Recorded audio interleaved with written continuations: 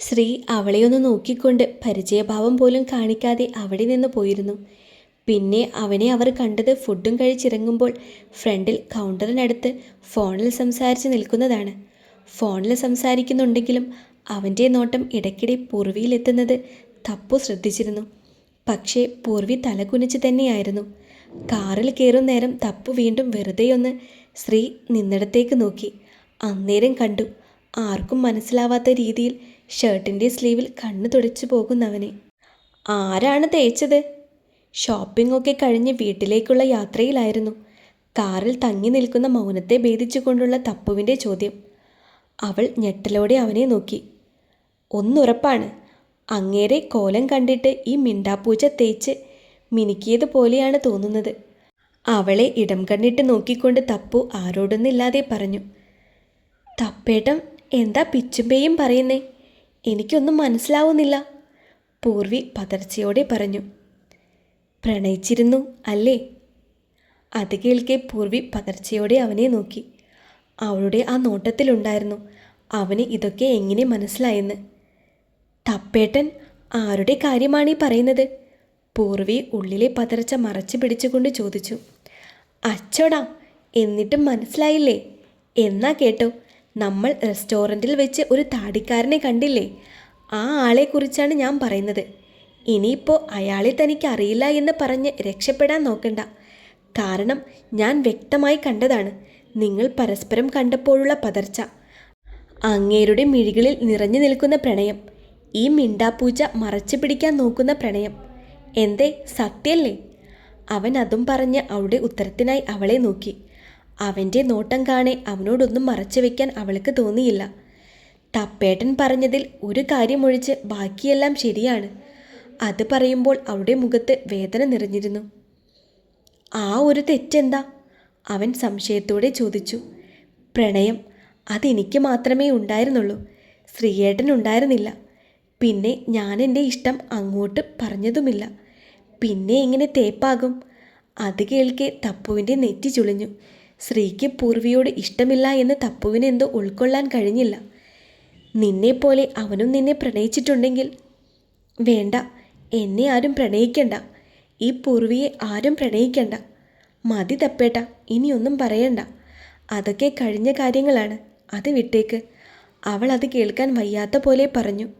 കാരണം അവനും തന്നെ സ്നേഹിച്ചിരുന്നു എന്നാണെങ്കിൽ താൻ പൂർണ്ണമായി തളർന്നു പോകുമെന്ന് അവൾക്കറിയാമായിരുന്നു. അവളുടെ മുഖത്തെ വേദന കാണെ തപ്പുവിന് പിന്നെയൊന്നും പറയാൻ തോന്നിയില്ല. അവൾ പറഞ്ഞതുപോലെ കഴിഞ്ഞ കാര്യം ഇനി പറഞ്ഞിട്ട് കാര്യമില്ലെന്ന് അവനും ഓർത്തു. 7 മണിയോടടുത്തിരുന്നു അവർ വീട്ടിലെത്താൻ. കാറിൽ നിന്നിറങ്ങിയ പൂർവി കുനിഞ്ഞ് തപ്പുവിനെ നോക്കിക്കൊണ്ട് പറഞ്ഞു. തപ്പേട്ടാ, അത് ഞാൻ കുറച്ചു മുന്നേ പറഞ്ഞ കാര്യം ആരോടും പറഞ്ഞേക്കല്ലേ കേട്ടോ. അത് കേൾക്കെ തപ്പു അവളെ കൂർപ്പിച്ചു നോക്കി. ആ, ഞാനിപ്പോൾ ഉണ്ണിയോടും ഇവിടെയുള്ള എല്ലാവരോടും പറയാൻ പോകുക. അത് കേൾക്കെ പൂർവി പേടിയോടെ അവനെ നോക്കി. ഒന്ന് പോടി അവിടുന്ന്, എനിക്കതല്ലേ പണി. തപ്പു അവളെ നോക്കി മുഖം കൂട്ടിക്കൊണ്ട് പറഞ്ഞു.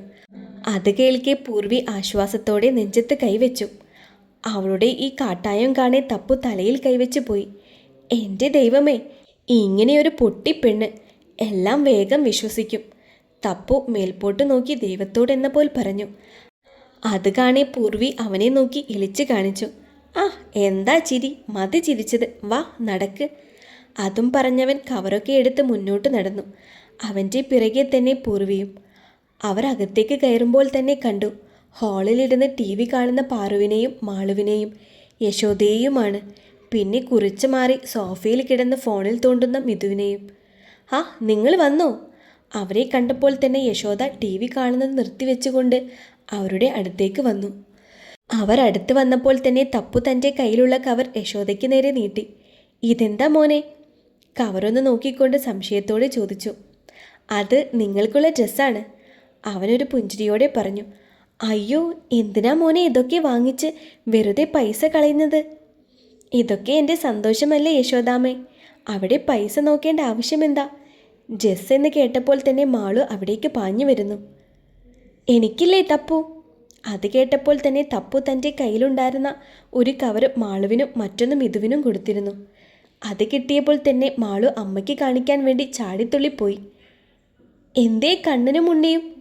ഇത്രയും സമയമായിട്ട് അവരെ അവിടെ എങ്ങും കാണാതെ വന്നപ്പോൾ തപ്പു യശോദയോടായി ചോദിച്ചു. ഓ, അവരിവിടെയില്ല മോനെ. അവർ അച്ഛനും മക്കളും കുറച്ചു ദൂരെ ഒരു കല്യാണത്തിന് പോയിക്കുക. കുറച്ച് വൈകുമെത്താൻ. ഓ അതെയോ? എന്നാ പാറു, ഇത് പിടിച്ചോ. ഇത് നിനക്കും കണ്ണനുമുള്ളതാ. അതുപോലെ തന്നെ പൂർവിക്കും കൊടുത്തിരുന്നു. അവരതൊരു പുഞ്ചിരിയോടെ തന്നെ വാങ്ങിച്ചു. പൂർവി കയ്യിലുള്ള കവർ കബോർഡിൽ വെച്ച് കുളിച്ച് മാറാനുള്ള ഡ്രസ്സ് എടുത്ത് ബാത്റൂമിലേക്ക് കയറി. കയ്യിലുള്ള ഡ്രസ്സ് അവിടെ വെച്ച് ഇട്ടിരുന്ന ടോപ്പ് തലവഴി ഊരി മാറ്റി. ഇന്നറും അഴിക്കാൻ നേരം വെറുതെ ഒന്ന് മുകളിലോട്ട് നോക്കുന്നേരമാണ് ബാത്റൂമിൻ്റെ ജനാലയ്ക്കടുത്ത് ചെറു വെളിച്ചം കണ്ടത്. അത് കാണെ പൂർവി സംശയത്തോടെ അവിടേക്ക് തന്നെ സൂക്ഷിച്ചു നോക്കി. അതൊരു ഫോണാണെന്ന് കാണെ പൂർവി ഒരു ഉൾക്കിടലത്തോടെ ടോപ്പും കയ്യിലെടുത്ത് മറച്ച് വാതിലും തുറന്ന് പുറത്തേക്ക് പാഞ്ഞിരുന്നു. വെളിയിലിറങ്ങിയ പൂർവി എങ്ങനെയൊക്കെയോ ടോപ്പ് ധരിച്ചുകൊണ്ട് ചുമരിൽ ചാരി കിതച്ചു. അപ്പോഴേക്കും അവളുടെ മിഴികൾ നിറഞ്ഞൊഴുകാൻ തുടങ്ങിയിരുന്നു. പിന്നെ എന്തോ ഓർത്തതുപോലെ ഒട്ടും വൈകാതെ താഴേക്ക് പാഞ്ഞിരുന്നു. പൂർവി ഓടിച്ചെന്നത് യശോദയുടെ അടുത്തേക്കാണ്. ആ നേരം യശോദ കിച്ചണൊക്കെ ഒതുക്കി റൂമിലേക്ക് പോകാൻ വേണ്ടിയുള്ള ഒരുക്കത്തിലായിരുന്നു. അപ്പോഴാണ് പൂർവി കിതച്ചുകൊണ്ട് അവരുടെ അടുത്തേക്ക് വന്നത്. അവൾ ഓടി വരുന്നത് കണ്ട് അവരൊന്ന് അമ്പരന്നു. അമ്മേ, അമ്മേ, അവൾ കിതച്ചുകൊണ്ട് പറയാൻ ശ്രമിച്ചു. ആ, എന്താ മോളെ, എന്താ കാര്യം? അവരിലും ആവലാതി നിറഞ്ഞു. അമ്മേ, അവിടെ ബാത്റൂമിൻ്റെ അടുത്ത് ആരോ ഫോണും കൊണ്ട് ഞാൻ ഡ്രസ്സ് മാറുന്നത് വീഡിയോ പിടിച്ചു. അവൾ ടെൻഷനോടെയും തൻ്റെ എല്ലാം കണ്ടു കാണുമോ എന്നുള്ള സങ്കടത്തോടെയും പറഞ്ഞു. അത് കേൾക്കെ യശോദ പൊട്ടിച്ചിരിക്കുകയാണ് ചെയ്തത്. അത് കാണെ പൂർവി അവരെ ദയനീയമായി നോക്കി. ഇതിനാണോ നീ ഇങ്ങനെ ഓടിക്കിതച്ച് വന്നത്? അത് വല്ല ഞരമ്പ് രോഗികളുമായിരിക്കും. വീഡിയോ എടുത്തതല്ലേ ഉള്ളൂ, വേറെയൊന്നും ചെയ്തില്ലല്ലോ. അപ്പോഴാണ് പാറുവും അവിടേക്ക് വന്നത്. പൂർവി പാറുവിനോടും കാര്യം പറഞ്ഞു. അന്നേരമാണ് പാറു പറഞ്ഞത് അവൾ ബാത്റൂമിൽ കയറിയപ്പോഴും എന്തോ ശബ്ദം കേട്ടെന്ന്. അത് കേൾക്കെ യശോദയുടെ ചിരി വീണ്ടും ഉയർന്നു. ചേച്ചിയുടെയും അനിയത്തിയുടെയും എല്ലാം അവൻ കണ്ടിട്ട് പോയല്ലേ? അവരുടെ നിസാരഭാവത്തിലുള്ള പറച്ചിൽ കേൾക്കെ പൂർവിയിൽ ദേഷ്യം ഇരച്ചു കയറി. അവൾ അവരെ നോക്കാതെ വേഗം പോയി ഫോണെടുത്ത് ഉണ്ണിയെ വിളിച്ചു. ആ വെപ്രാളത്തിനിടയ്ക്ക് തപ്പു അവിടെയുള്ള കാര്യം പൂർവി മറന്നുപോയിരുന്നു. ആദ്യം വിളിച്ചപ്പോൾ ഉണ്ണി കോളെടുത്തിരുന്നില്ല. അത് കാണെ പൂർവി വീണ്ടും വിളിച്ചു. അത് ഒറ്റ റിങ്ങിൽ തന്നെ കോളെടുത്തിരുന്നു. ആ, എന്താ പൂർവി? അവൻ്റെ ശബ്ദം കേട്ടപ്പോൾ അവൾക്ക് വല്ലാത്ത സങ്കടം വരുന്നുണ്ടായിരുന്നു. ഉണ്ണിയേട്ടാ. എന്താ എന്താ പൂർവി, കാര്യം പറ. അത് കേൾക്കെ അവളെല്ലാം അവനോട് പറഞ്ഞു കേൾപ്പിച്ചു. കുറച്ചു കഴിഞ്ഞിട്ടും ഉണ്ണിയുടെ ഭാഗത്തു നിന്ന് ഒരു മറുപടിയും വരാതെ വന്നപ്പോൾ അവൾ അവനെ വീണ്ടും വിളിച്ചു. ഉണ്ണിയേട്ടാ. ആ പൂർവി, നീ വാതിലും ജനലുമൊക്കെ ഭദ്രമായി അടച്ചോന്ന് നോക്കിയേ. അടച്ചില്ലേ? അടച്ചിട്ട് നീ കിടന്നു. ഞങ്ങൾ വരാൻ വൈകും. അത് കേൾക്കെ പൂർവിയിൽ വല്ലാത്ത നോവ് നിറഞ്ഞു. ഉണ്ണിയേട്ടാ പ്ലീസ്, വേഗം വന്ന് ആരാണെന്ന് നോക്കുമോ? എൻ്റെ പാതി നഗ്നത അതിൽ പതിഞ്ഞിട്ടുണ്ടാകും. പ്ലീസ് ഒന്ന് വാ ഉണ്ണിയേട്ടാ. ഇടി, ഞാൻ വരുമ്പോഴേക്കും അവൻ അവൻ്റെ പാടു നോക്കി പോയിട്ടുണ്ടാകും. പിന്നെ ഞാൻ ആരാണെന്ന് കരുതിയാണ് നോക്കേണ്ടത്. നീ ടെൻഷനാവേണ്ട, ഒന്നും ഉണ്ടാവില്ല. എന്നാ ഓക്കെ, വന്നിട്ട് നോക്കാം. അതും പറഞ്ഞ് പൂർവി എന്തേലും പറയുന്നതിന് മുന്നേ ഫോൺ കട്ട് ചെയ്തിരുന്നു. ഇതിനിടയിൽ പാറു കണ്ണനെ വിളിച്ചിരുന്നു. പക്ഷേ കണ്ണൻ ഇത് കേട്ടപ്പോൾ തന്നെ ദേഷ്യം ഇരച്ചു കയറിയിരുന്നു. അവൻ ഉടനെ എത്താമെന്ന് പറഞ്ഞ് ഫോൺ കട്ടാക്കി. പൂർവി ഫോണും പിടിച്ച് വെപ്രാളത്തോടെ അങ്ങോട്ടും ഇങ്ങോട്ടും നടന്നു. അവൾക്ക് നന്നേ പേടിയുണ്ടായിരുന്നു. തൻ്റെ ഫോട്ടോ സോഷ്യൽ മീഡിയയിൽ പ്രചരിക്കുമോ എന്നോർത്ത്. അങ്ങനെ ഉണ്ടായാൽ പിന്നെ താൻ ജീവനോടെ ഉണ്ടാകില്ലെന്ന് അവൾ മനസ്സിൽ ഉറപ്പിച്ചിരുന്നു. പെട്ടെന്നാണ് തപ്പുവിൻ്റെ ശബ്ദം അവിടെ ഉയർന്നത്. എന്താ, ഇതുവരെ ആരും ഉറങ്ങിയില്ലേ? അവനെ കണ്ടപ്പോഴാണ് അവൻ ഇവിടെയുള്ള കാര്യം ഓർമ്മ വന്നത്. അതോടെ അവൾ അവൻ്റെ അടുത്തേക്ക് പാഞ്ഞിരുന്നു. തപ്പേട്ടാ, കള്ളം വന്നു. ഞാൻ ഡ്രസ്സ് മാറുന്നത് ഫോണിൽ പിടിച്ചു. ഇത് കേട്ട് തപ്പു ഞെട്ടി. എന്ത്, കള്ളനോ? എവിടെയാ കണ്ടത്? എപ്പോഴാ സംഭവം? അത് കേൾക്കെ പൂർവി എല്ലാം അവനെ പറഞ്ഞു കേൾപ്പിച്ചു. അത് കേൾക്കേണ്ട താമസം അവൻ അവൾക്ക് നേരെ കയർത്തു. അപ്പോൾ തന്നെ എന്നെ വിളിക്കാമായിരുന്നില്ലേ? ഇപ്പോഴാണോ ഇതൊക്കെ പറയുന്നത്? തപ്പു ഇത്തിരി ദേഷ്യത്തോടെ പറഞ്ഞു. ഓർത്തില്ലേ തപ്പേട്ടാ, ഭയം കാരണം തപ്പേട്ടനുള്ള കാര്യം മറന്നു പോയിരുന്നു. ആ, സാരമില്ല. ഒരുപാട് സമയമായോ അവനെ കണ്ടിട്ട്? ഇല്ല തപ്പേട്ടാ, കുറച്ച് സമയമായതേ ഉള്ളൂ. അവൻ ഇവിടെയും പോയിട്ടുണ്ടാവില്ല. തപ്പേട്ടനെ ഒന്ന് ചെന്ന് നോക്കൂ. അത് കേൾക്കേണ്ട താമസം തന്നെ തപ്പു പുറത്തേക്ക് പാഞ്ഞിരുന്നു. അവരൊക്കെ അകത്ത് തന്നെ നിന്നു. അവർക്ക് പേടിയായത് കാരണം പുറത്തിറങ്ങിയില്ല. കുറച്ചു കഴിഞ്ഞപ്പോൾ തന്നെ നിരാശയോടെ തപ്പു കയറി വന്നു. അവിടെയൊന്നും ആരെയും കാണുന്നില്ല. തപ്പു അവരോടായി പറഞ്ഞു. ഇത് കേൾക്കെ പൂർവി കരയാൻ തുടങ്ങി.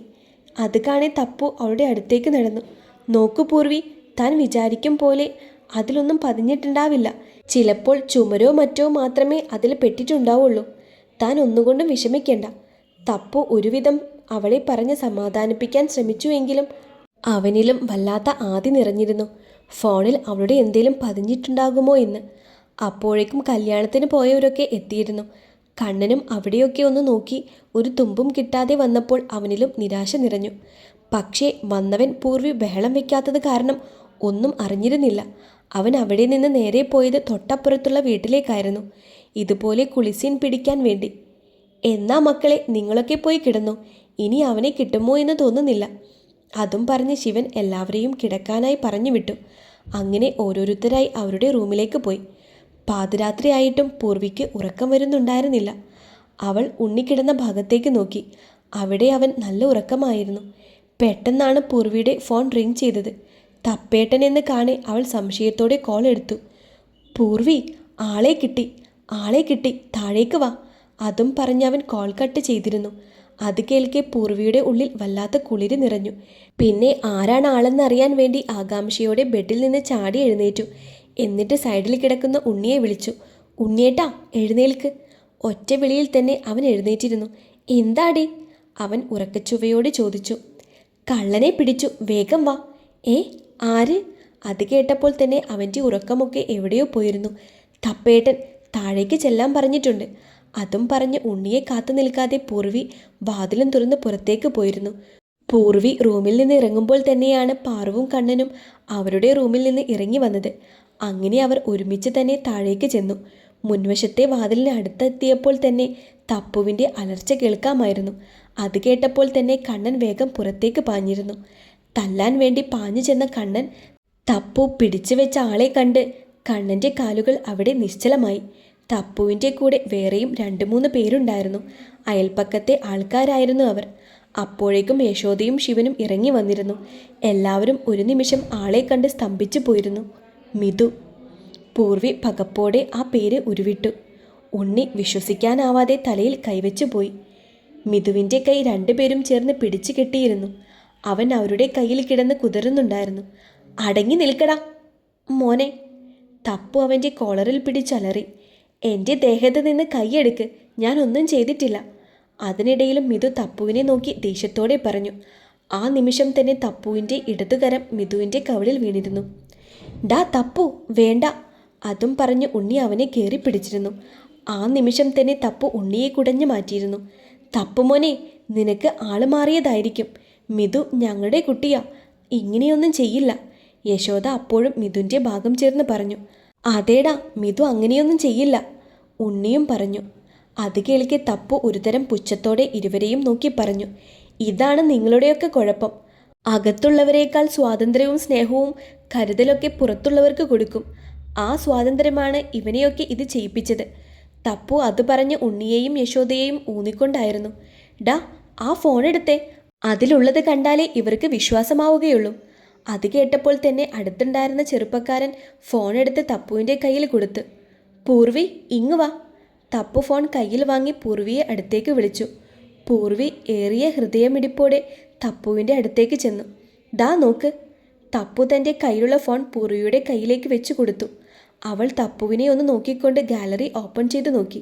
അപ്പോഴേക്കും പാർവും അവളുടെ അടുത്തേക്ക് വന്നിരുന്നു. അതിലെ വീഡിയോസൊക്കെ കാണെ പൂർവിയേക്കാൾ തളർന്നത് പാറുവായിരുന്നു. കാരണം കണ്ണൻ്റെയും പാറുവിൻ്റെയും ആദ്യ രാത്രിയിലെ രംഗങ്ങൾ ഉൾപ്പെടെ പലതും അതിലുണ്ടായിരുന്നു. പൂർവിയുടെ തപ്പു മുന്നേ പറഞ്ഞതുപോലെ ഉയരത്തിൽ നിന്നായതുകൊണ്ട് ചുമര് മാത്രമാണ് പതിഞ്ഞത്. എന്താ പാറു? പാറുവിൻ്റെ മുഖത്തെ തളർച്ച കാണെ കണ്ണൻ നെഞ്ചിടിപ്പോടെ ചോദിച്ചു. പാറു നിറഞ്ഞ കണ്ണാലെ പൂർവിയുടെ കയ്യിൽ നിന്ന് ഫോൺ വാങ്ങി കണ്ണൻ്റെ കയ്യിൽ കൊടുത്തുകൊണ്ട് ഒരു പൊട്ടിക്കരച്ചിലോടെ അവൻ്റെ നെഞ്ചിലേക്ക് വീണിരുന്നു. ഒരു കൈയാൽ അവളെ ചേർത്ത് പിടിച്ചുകൊണ്ട് മറുകൈയാൽ ഫോണിലേക്ക് നോക്കിയ നിമിഷം തന്നെ കണ്ണൻ പാറുവിനെ തന്നിൽ നിന്ന് മാറ്റി മിഥുൻ്റെ അടുത്തേക്ക് പാഞ്ഞെടുത്തിരുന്നു. കണ്ണൻ മിഥുവിനെ അവരിൽ നിന്നൊക്കെ പിടിച്ചു മാറ്റിക്കൊണ്ട് അവൻ്റെ കരണത്ത് മാറി മാറി അടിച്ചു. മോനെ. ആ നേരം കണ്ണൻ വായിൽ തോന്നുന്ന തെറിയൊക്കെ വിളിക്കുന്നുണ്ടായിരുന്നു. അതോടെ യശോദയ്ക്കും ശിവനും മിതു തെറ്റ് ചെയ്തിട്ടുണ്ടെന്ന് മനസ്സിലായി. കണ്ണാ മതി, ഇനി തല്ലിയാൽ അവൻ ചത്തുപോകും. അതും പറഞ്ഞ് ശിവൻ അവനെ പിടിച്ചു മാറ്റി.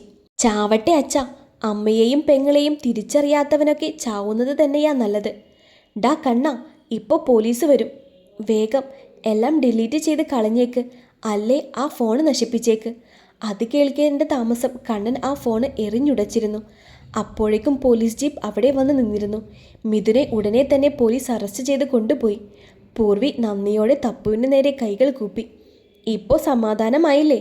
അവനൊരു പുഞ്ചിരിയോടെ ചോദിച്ചു. പൂർവി ചിരിച്ച് കരഞ്ഞുകൊണ്ട് തല ചലിപ്പിച്ചു. താങ്ക്സ് ഡാ. കണ്ണനും അവന് വന്ന് കെട്ടിപ്പിടിച്ചു. ഏയ് എന്തിനാടാ, അതിൻ്റെയൊന്നും ആവശ്യമില്ല. എനിക്ക് ഇവരെൻ്റെ പെങ്ങന്മാർ തന്നെയാ. അത് കേൾക്കെ എന്തോ ഓർത്ത് യശോദയുടെ തല താണുപോയിരുന്നു. ഉണ്ണിയും ചെന്ന് തപ്പുവിനെ കെട്ടിപ്പിടിച്ചു.